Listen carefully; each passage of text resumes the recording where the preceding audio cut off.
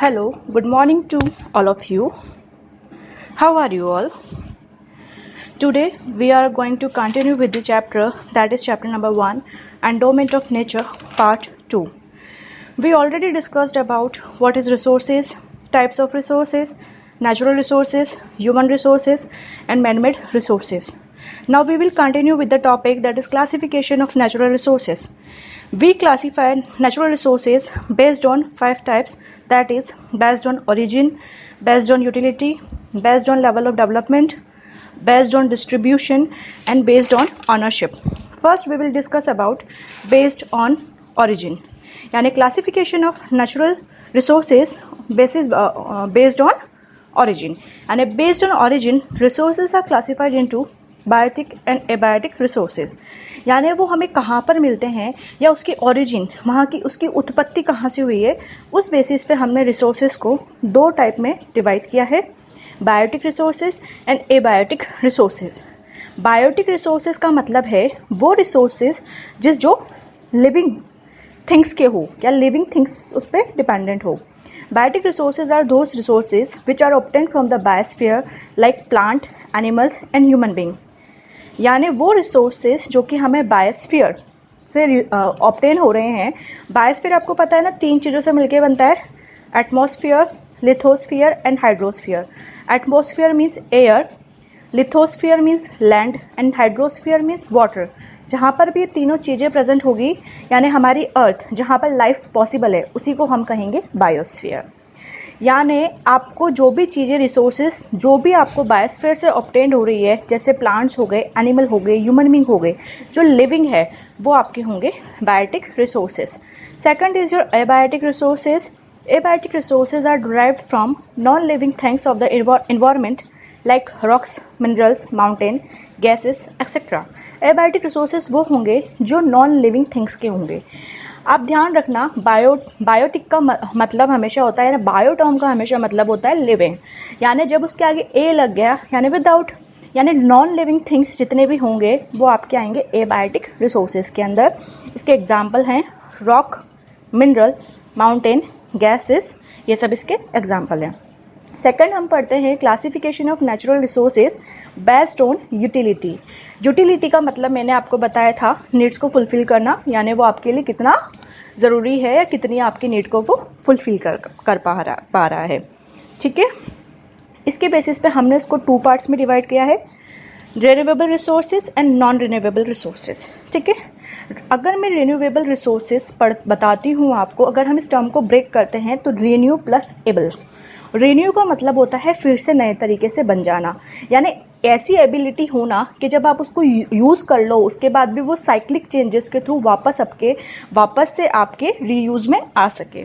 इसलिए हम इसको बोलते हैं रिन्यूएबल रिसोर्सेज, यानी जिसको आप वापस से यूज़ कर सकते हो या रिप्रोड्यूस कर सकते हो या रीजनरेट कर सकते हो. ठीक है, renewable resources are those resources which can be reproduced and regenerated in nature within a given period of time.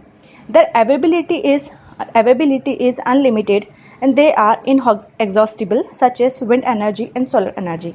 यानी ये जो है आपके अर्थ क्रस्ट पे या आपके इन्वायरमेंट में अनलिमिटेड मतलब बहुत सारे अमाउंट में आपके पास प्रेजेंट है और ये कभी भी ख़त्म होने वाली चीज़ नहीं है, ये आपके पास हमेशा रहेगी. जैसे आपका क्या हो सकता है, इसका एग्जाम्पल आप एयर ले सकते हैं, विंड एनर्जी, सोलर एनर्जी. आपको पता है sun is the ultimate source of solar energy. Sun आपको पता है ना लाइट एनर्जी का सबसे अच्छा आपका जो है सोर्स है, तो वो आपके पास हमेशा रहेगा. Even the renewable resources have to be judiciously to prevent misuse of resources and overexploitation leading to their depletion or exhaustion. Pollution of water bodies in the cities has resulted in the shortage of fresh water for the human consumption. लेकिन इसका मतलब ये नहीं है कि हम लोग इसका मिसयूज़ करें, हमें इसको भी बहुत अच्छे से सोच समझकर इसका यूज़ करना है, इसको ओवर एक्सप्लॉइट नहीं करना है. यानी हमें इसका बिना सोचे समझे यूज़ नहीं करना है. बिना सोचे समझे यूज़ करने से इसका आपको पता है कि इस वजह से हमारे क्या क्या नतीजे हो रहे हैं, क्या क्या हम लोगों को रिजल्ट इसके देखने पड़ रहे हैं. हमारे जो फ्रेश वाटर बॉडीज़ हैं वो पॉल्यूटेड होती जा रही है. अगर हमारे पास पानी की कमी हो जाएगी तो ह्यूमन के कंजप्शन के लिए भी उसमें प्रॉब्लम होगी. Second is your non renewable resources. Non renewable resources नाम से पता चल रहा है जिसको हम फिर से रिन्यू नहीं कर सकते हैं, यानी अगर आपने उसको एक बार कंज्यूम कर लिया है तो आप वापस से उसको रीयूज में नहीं लेकर आ सकते हैं। Non renewable resources are those resources which can not be renewed और regenerated immediately with the rapid consumption they get exhausted। exhausted का मतलब है खत्म हो जाना। For example, mineral once utilized cannot be replenished or regenerated quickly and are exhaustible। Coal and petroleum are the example of non-recyclable resources as they cannot be melted and reused। इसके example क्या क्या हो गए हैं आपके? कोल and petroleum. तो अब आप खुद सोच लो, जब अगर ये इनको बनने में मिलियन ऑफ ईयर लग जाते हैं तो अगर हम इसको बिना सोचे समझे यूज़ करेंगे तो क्या हमारे पास ये अवेलेबल हो पाएगा आगे? नहीं। तो हमें बहुत सोच के इनको यूज़ करने की ज़रूरत है क्योंकि ये रिसाइक्लेबल नहीं है, हम इसको रिसाइकल नहीं कर सकते हैं। Third is your based on level of development.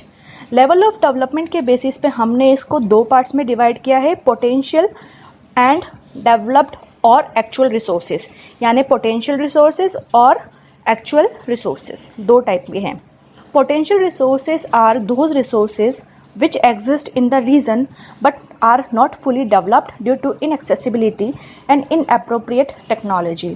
Potential resources वो रिसोर्सेज है जो कि आपके एरिया में या रीजन में है तो सही, लेकिन हमारे पास उसको निकालने के लिए कोई अच्छी टेक्नोलॉजी या इनअप्रोप्रिएट टेक्नोलॉजी होने की वजह से हम वहाँ तक नहीं पहुँच पा रहे हैं।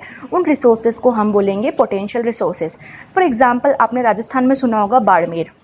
बाड़मेर में हमारे पास पेट्रोलियम के काफ़ी सारे रिजर्व्स हैं, लेकिन हम लोगों के पास इनअप्रोप्रिएट टेक्नोलॉजी होने की वजह से हम वहाँ पर नहीं पहुँच पा रहे थे, लेकिन अभी हम लोग उसमें वर्क कर रहे हैं और बाड़मेर में हमें काफ़ी सारे पेट्रोल के वेल्स मिले हैं।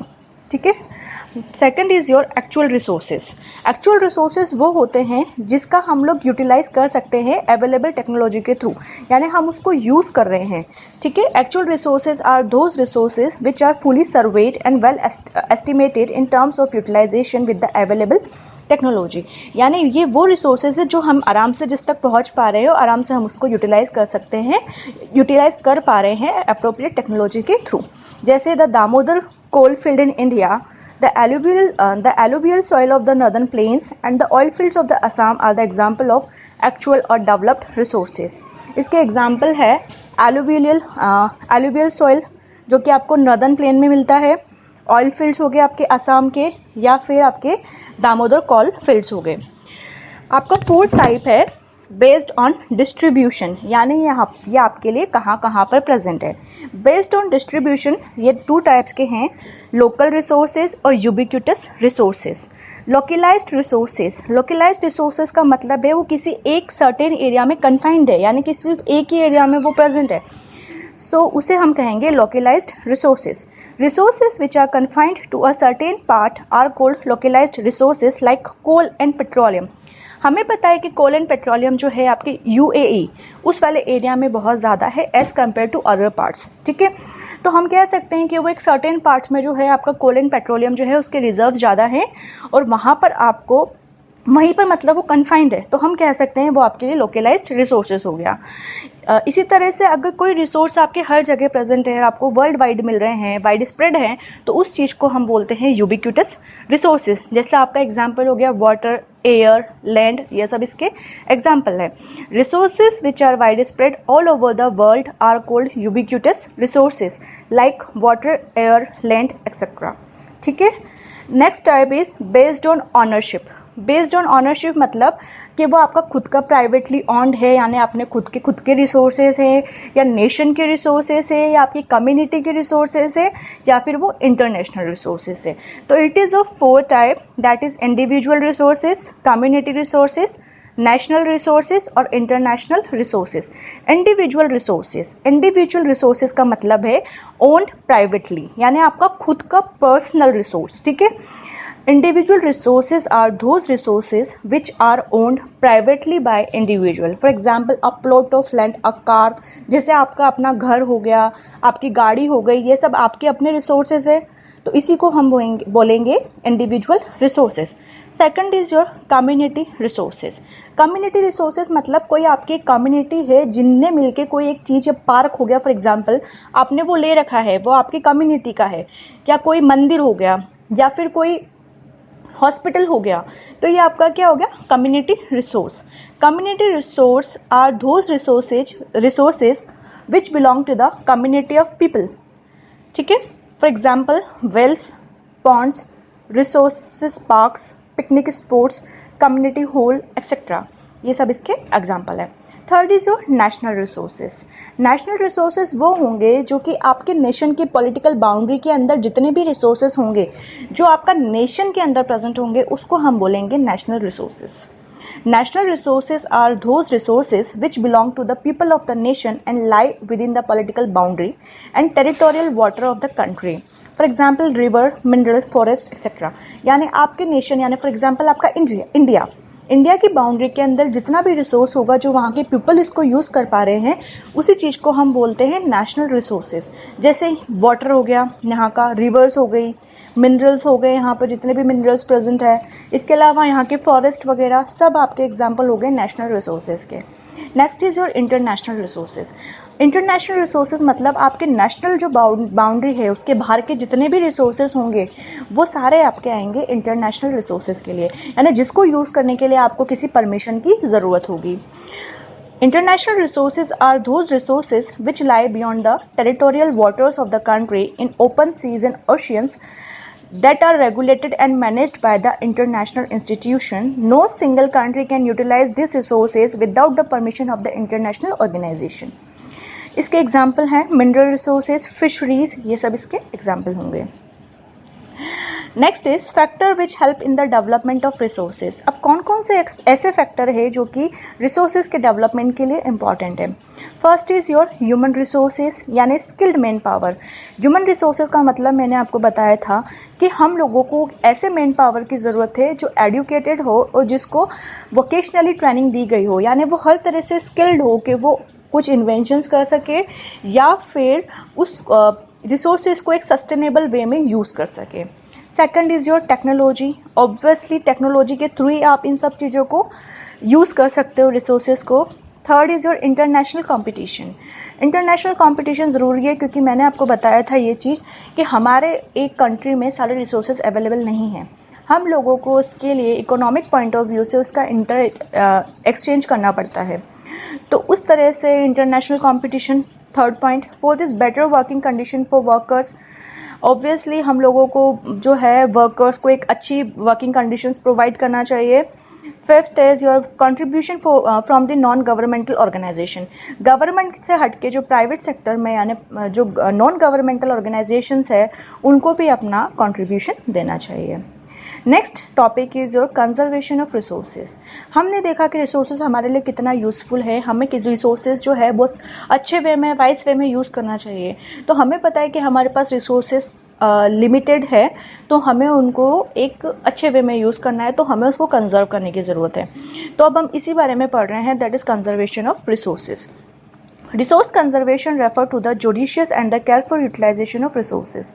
Resource conservation का मतलब होता है एक अच्छे वे में और केयरफुली रिसोर्सेज को यूज़ करना। All natural resources on the earth are unevenly distributed due to the relief features, climate, topography, etc.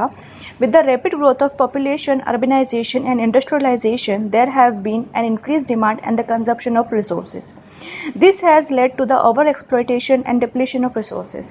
To prevent misuse, overexploitation, and depletion, the conservation of resources is necessary. Development of resources should be done without damaging the environment. That too, without compromising the need of the present generation with those of the future generation. This sort of development is known as sustainable development. Hence, conservation of resources aims at the judicious and the careful utilization of natural resources by men.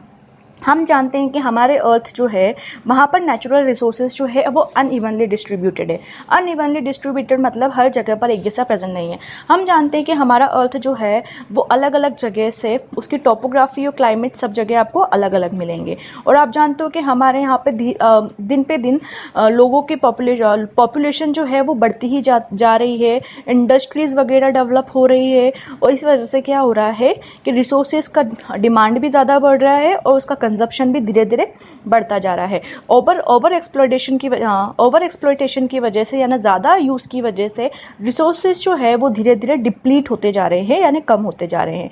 तो इसके लिए हमें क्या ज़रूरी है, resources का conservation करना।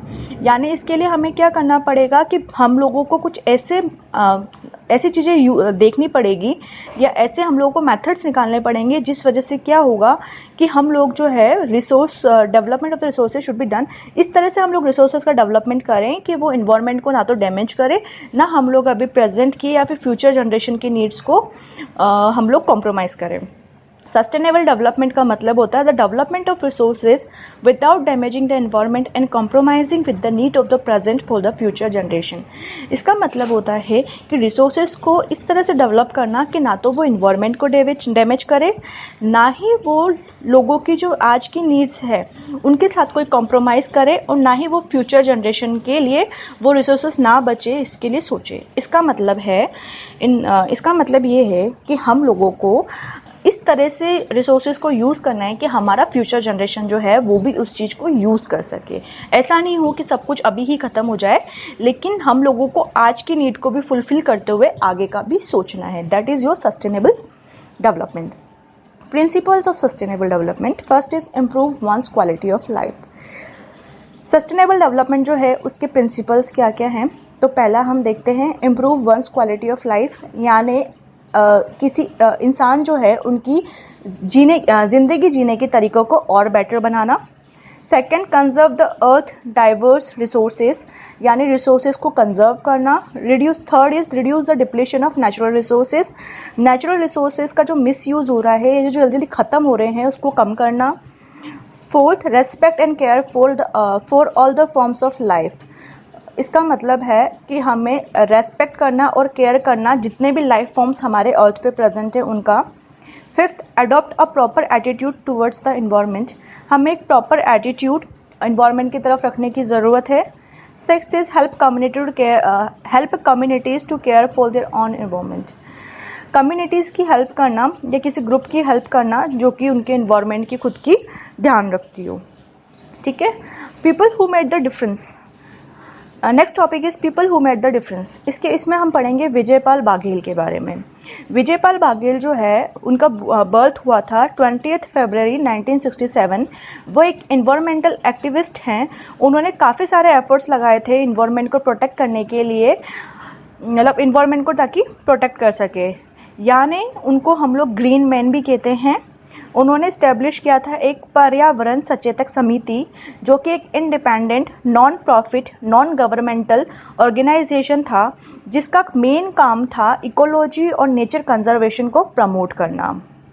Environment protection law के अकॉर्डिंग सिंस 1993 ये पहले प्लांटर थे जिन्होंने डिवाइन ट्री कल्प वृक्ष जो है जितने भी फेमस पिलग्रिम्स हैं उनके आसपास लगाए थे। इन्होंने प्रमोट किया था स्पिरिचुअल, रिलीजियस, हर्बल, मेडिसिनल और इन्वायरमेंटल वैल्यूज़ को प्लांट के लिए। इनकी लाइफ जो थी वो डिवोटेड थी नेचर को कंजर्व करने में, वाटर को कंजर्व करने में, ग्रीन रिवोल्यूशन में, पॉल्यूशन को कम करने में और ग्लोबल वार्मिंग को कम करने के लिए, जिसके लिए उन्होंने एक थीम लिया था जो था think globally and act locally. इसलिए इनको ग्रीन मैन कहा जाता है। Okay student, this is it for today. We will continue. Thank you for watching my video. I hope you like it. If you like it, please like, subscribe and share our channel and hit bell icon to get a latest update.